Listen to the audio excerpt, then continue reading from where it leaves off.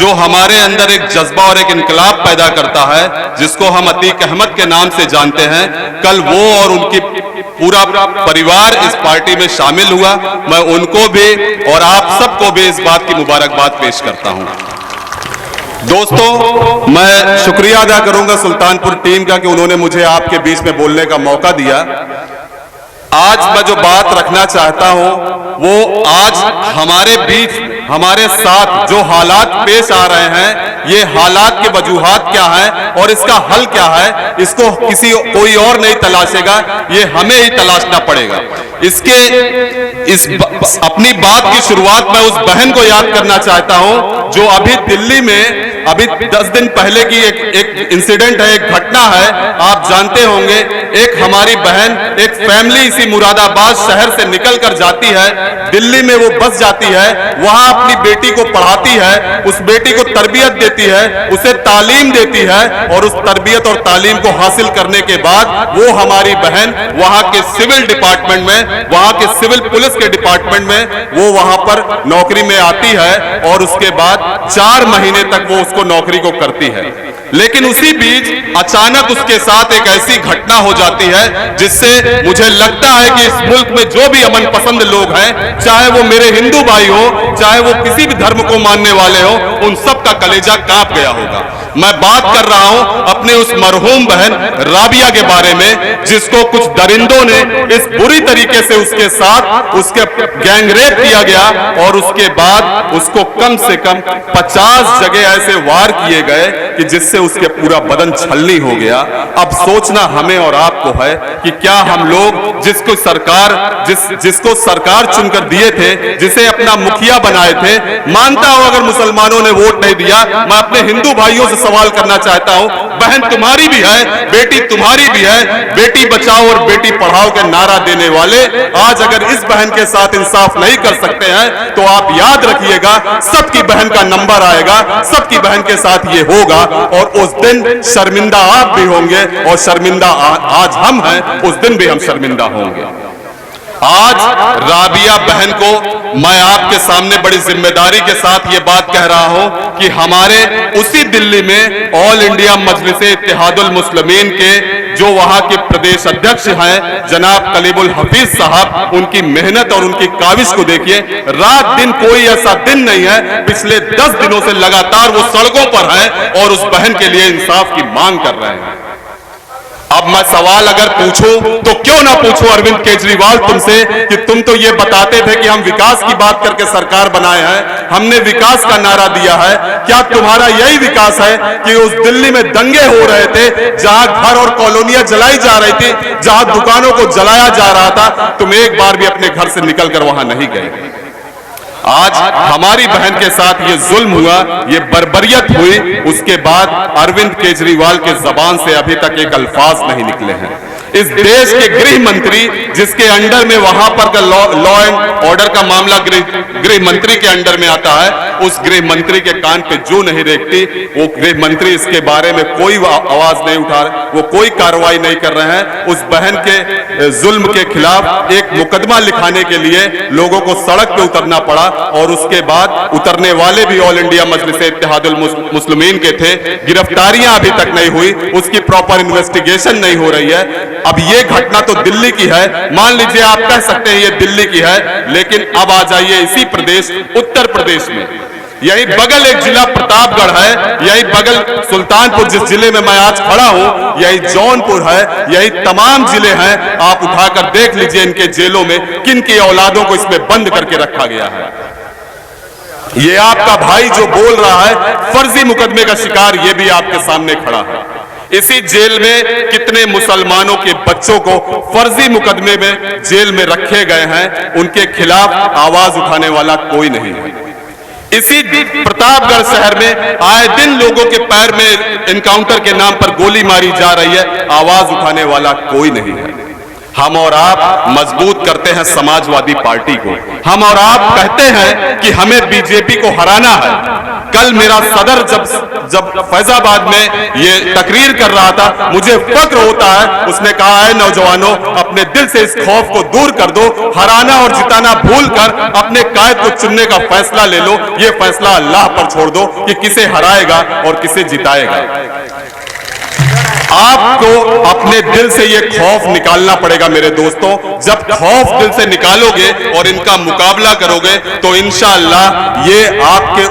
उस खौफ से, जो खौफ आपके दिल में भरा हुआ था, वो खौफ निकल जाने के बाद इनके अंदर वो खौफ चला जाएगा और उसके बाद वो कहेंगे कि इनके पास भी एक कायद है, इनके पास भी अतीक अहमद जैसा नेता है, इनके पास भी शौकत अली जैसा सदर है, इनके पास भी इमरान भाई जैसा जौनपुर में एक सिपाही है जो की आवाज मजबूती से उठाता है। अगर ऐसे लोग आपके सामने हैं तो ये आपको चुनना होगा कि आप किसका साथ देने जा रहे हैं। इसी ऐवान में, इसी पार्लियामेंट में जब तमाम मसले हुए, आज भी सीएए और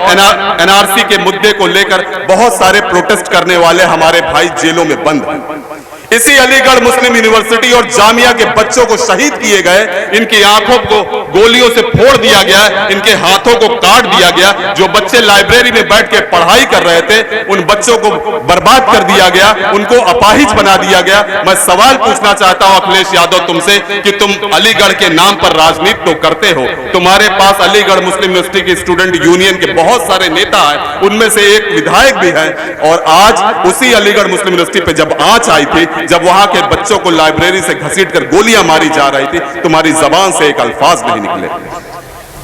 इसी उत्तर प्रदेश में एक मुसलमान के, एक रिक्शे वाले के दाढ़ी को पकड़कर नोचा जा रहा था और उसकी बच्ची के 5 साल के बच्ची के सामने ये कहा जा रहा था लगाओ जय श्री राम के नारे। वो बच्ची रो रही थी और कह रही थी मेरे अब्बा को छोड़ दो। वो घटना हो जाती है, कुछ फिरका परस्त लोग थाने पर जाते हैं, रात भर वहां पर धरना देते हैं और सुबह उन दंगाइयों को, उन आतंकवादियों को निकालकर बाहर लेकर चले जाते हैं। इन अखिलेश यादव की जबान से एक अल्फाज नहीं निकलता। ये अल्फाज क्यों नहीं निकलता, ये सोचना आपको होगा। ये अल्फाज सिर्फ इस वजह से नहीं निकलते, आपके लिए नहीं निकलते, क्योंकि उन्हें डर है कि अगर मुसलमानों के हक की बात कर दूंगा तो पता नहीं यादव मुझे वोट देंगे कि नहीं देंगे, पता नहीं और लोग मुझे वोट देंगे कि नहीं देंगे। मेरे भाई, अगर उन्हें इस बात का डर है तो आपको उनके दिल में यह खौफ भरना पड़ेगा कि अखिलेश यादव हम तुम्हारे जरखेज गुलाम नहीं है, हम किसी के गुलाम नहीं है, हमारे पास अपना कायद है। ऐसा कायद है कि मैं फक्र महसूस करता हूं कि अगर वो खड़ा हो जाता है तो उसकी बातों को सुनने के बाद ये एहसास होता है कि हां, हमारे बीच भी एक ऐसा रहनुमा है कि जिसके अंदर दुनियावी तालीम का समंदर भरा हुआ है, जिसके अंदर दीन कूट कूट के भरा है, जिसके लिबास से ये पता लगता है कि ये हां, ये किसी का कायद है तो ये मुसलमानों का कायद है। अगर ये किसी के जुल्म की बात कर सकता है तो ये मुसलमानों के जुल्म पर आवाज उठा सकता है। उसे ये फर्क नहीं पड़ता कि क्या इससे हमारे हिंदू भाई हमें वोट देंगे कि नहीं देंगे।